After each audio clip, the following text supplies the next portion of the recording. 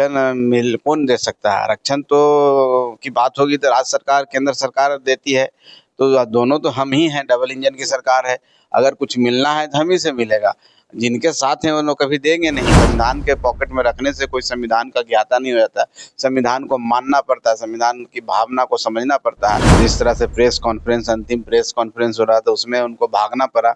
फिर अगर भागने की नौबत आई तो उनको कोई फिर पकड़ने वाला नहीं मिलेगा, फिर ऐसे ही रोड पर नजर आएंगे। तो आज राजनीति भी कर रहे हैं, कहीं कार्यक्रम भी कर रहे हैं, तो उड़ीसा में नहीं कर रहे हैं, बिहार में ही कर रहे हैं। तो बिहार बुला रही है नहीं, बिहार उनको अंगीकार कर चुका है। नमस्कार, आप स्वराज पोस्ट देख रहे हैं और मैं हूं आपके साथ अभिनव कुमार। हमारे साथ ज्यादा बातचीत करने के लिए बिहार सरकार के मंत्री संतोष सुमन जी हैं। जरा इनसे समझने का प्रयास किया जाए कि मुकेश सहनी कल जिस तरीके से उन्होंने ऐलान किया कि हम 60 सीट पे चुनाव लड़ेंगे, हालांकि अभी महागठबंधन में सीट शेयरिंग का फॉर्मूला तय नहीं हुआ है। सर, आप इसको कैसे देखते हैं? कल जिस तरीके से मुकेश सहनी ने कहा कि हम 60 सीटों पर चुनाव लड़ेंगे, इसको आप कैसे देखते हैं? देखिए, देखना क्या है, कोई व्यक्ति अपने मन से कुछ कह दे उससे थोड़ी कुछ होना है। हम समझते हैं कि महागठबंधन में वहाँ के सुप्रीमो तेजस्वी यादव जी हैं, और तेजस्वी यादव जी जिसको जितना चाहेंगे वो सीट पर लड़ेगा। और उनको कहीं से सहनी जी को लग गया हुआ कि हमको कम सीटों पर आका जा रहा है, तो निकलने का एक तरीका होता है। 60 सीट बोल दिए, अपने मन से बोल दिए कि हम डिप्टी सीएम बन जाएंगे। अरे पहले आप सरकार बनेगी, जनता का आशीर्वाद मिलेगा तब ना आप डिप्टी सीएम बनिएगा। जहाँ तक सीट का सवाल है, तो पिछली बार राजद 150 सीटों पर लड़ा था और कांग्रेस 70 सीट पर लड़े थे। दो बड़ी पार्टियां हैं, उसके बाद ना आपको मिलेगा। तो मेरी तो नेक्स्ट सलाह है कि गलत जगह है, अभी भी समय है, आप सही जगह आइए, सही सम्मान आपको मिलेगा। नहीं तो फिर कहीं जिस तरह से प्रेस कॉन्फ्रेंस, अंतिम प्रेस कॉन्फ्रेंस हो रहा था, उसमें उनको भागना पड़ा। फिर अगर भागने की नौबत आई तो उनको कोई फिर पकड़ने वाला नहीं मिलेगा, फिर ऐसे ही रोड पर नजर आएंगे। तो क्या सर अभी भी एनडीए का दरवाजा मुकेश सहनी के लिए आप खोला? जैसा कि आप कह रहे हैं गलत जगह है, उनको आ जाना चाहिए, तो हम मान के चलें कि एनडीए का दरवाजा आज भी खुला हुआ है? देखिए, पहले भी एनडीए में थे और एनडीए की विचारधारा से ही वो आते हैं। उनके समर्थक भी एनडीए की विचारधारा के हैं, और उनके न रहने पर भी उनके समर्थक जिनको वो लेके चलते हैं वोट एनडीए को देंगे। तो मेरा तो मानना है कि अगर आपको अपने समर्थक का विकास करना है, उन गरीब और पिछड़ों की बात अब करते हैं, तो एनडीए ही वो विकास कर सकती है। तो एनडीए की विचारधारा में आना चाहिए उनको, और जहाँ है वहाँ से अब कुछ नहीं कर सकते हैं। और ना उनको 60 सीट मिलेगा, ना वो डिप्टी सीएम बनेंगे, ना उनके समाज का विकास होगा। तो समाज का विकास करना है, राज्य का विकास करना है, तो एनडीए में ही की विचारधारा में उनको आना होगा। लेकिन सर वो एक चीज कहते हैं ना कि अगर प्रधानमंत्री मोदी जी हमारे समाज को आरक्षण दे देते हैं तो हम उनके लिए जान दे देंगे। अब देखिए, आरक्षण कौन दे सकता है? आरक्षण तो की बात होगी तो राज्य सरकार, केंद्र सरकार देती है। तो दोनों तो हम ही हैं, डबल इंजन की सरकार है। अगर कुछ मिलना है तो हम ही से मिलेगा। जिनके साथ हैं वो लोग कभी देंगे नहीं। तो अगर उनको लगता है कि जो आरक्षण देगा उसके साथ रहेंगे, तो कम से कम एक जगह जहाँ पॉसिबिलिटी नजर आ रहा है कि यहाँ पर मिल सकता है, तो उनको उस विचारधारा में आना चाहिए।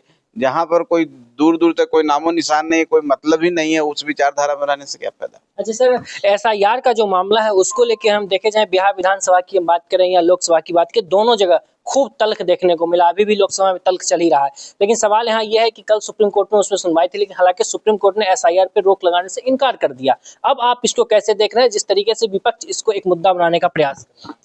देखिए, कोई मुद्दा था ही नहीं। ये मैं समझिए कि भ्रम फैलाया गया, एक माया जाल बनाया गया कि दलितों का, पिछड़ों का, अल्पसंख्यकों का वोट काट दिया जाएगा, आपको वोट देने से महरूम कर दिया जाएगा। लेकिन ऐसे सच्चाई तो ऐसा कुछ है नहीं।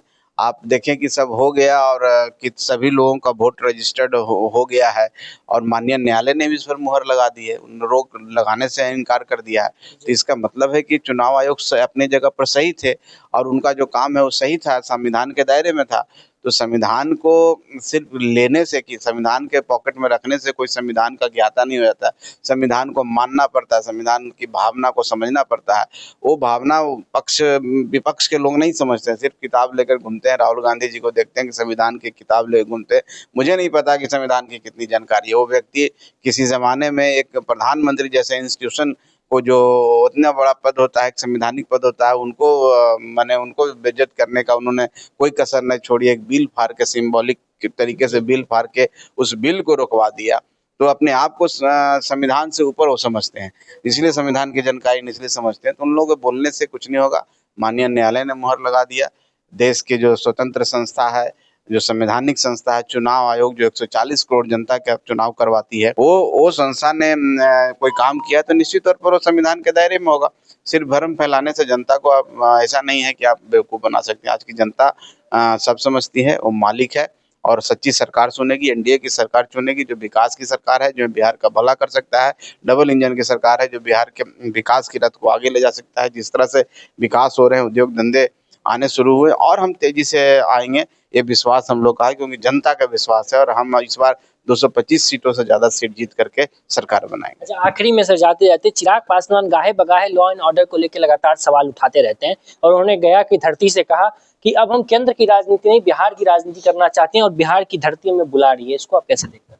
देखिए, बिहार की धरती तो उनको अंगीकार की हुई है, बिहार की धरती के ही वो हैं, बिहार की धरती से ही उनके पिताजी ने राजनीति शुरू किया, बिहार की धरती पर ही पार्टी बनी है। तो कोई नई बात नहीं है कि बिहार का आज राजनीति भी कर रहे हैं, कहीं कार्यक्रम भी कर रहे हैं, तो उड़ीसा में नहीं कर रहे हैं, बिहार में ही कर रहे हैं। तो बिहार बुला रही है नहीं, बिहार उनको अंगीकार कर चुका है, बिहार के वो बेटा हैं, बिहार के नेता हैं। तो हम नहीं समझते हैं कि इसमें कोई नई बात है वो कह रहे हैं, वो उस बात को जनता के समक्ष रखते हैं, लेकिन हम समझते हैं कि बिहार के हैं, बिहार की राजनीति करते हैं, बिहार के विकास के लिए वो भी तत्पर है, इसमें कोई नई बात नहीं है। अच्छा, आखिरी में सर एक रिएक्शन इस पे हम चाहेंगे कि भाई वीरेंद्र का एक आरजेडी के जो विधायक हैं, सचिव वाला जो वीडियो कॉल खूब उनका वायरल हो रहा है, वॉइस कॉल, उसको आप कैसे, जिस तरीके से उन्होंने सचिव को धमकाते हुए लहजे में, उनका लहजा कुछ और था, इसको आप कैसे देख रहे हैं?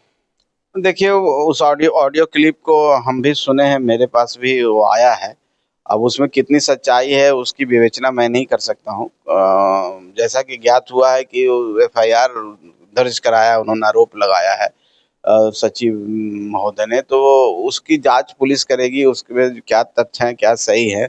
लेकिन जो भी हम इतना ही कहेंगे कि सार्वजनिक जीवन में जब हम हैं, तो चाहे कोई भी हो, इन शब्दों का जो प्रयोग होता है, संसदीय शब्दों का, वो नहीं होना चाहिए। हमने सदन में भी देखा है कि लोग उस तरह के शब्दों का प्रयोग करते हैं। उसमें भाई वीरेंद्र जी का भी मैं कई एक बार देख चुका हूँ और कई एक वीडियो क्लिप चल भी रहा है।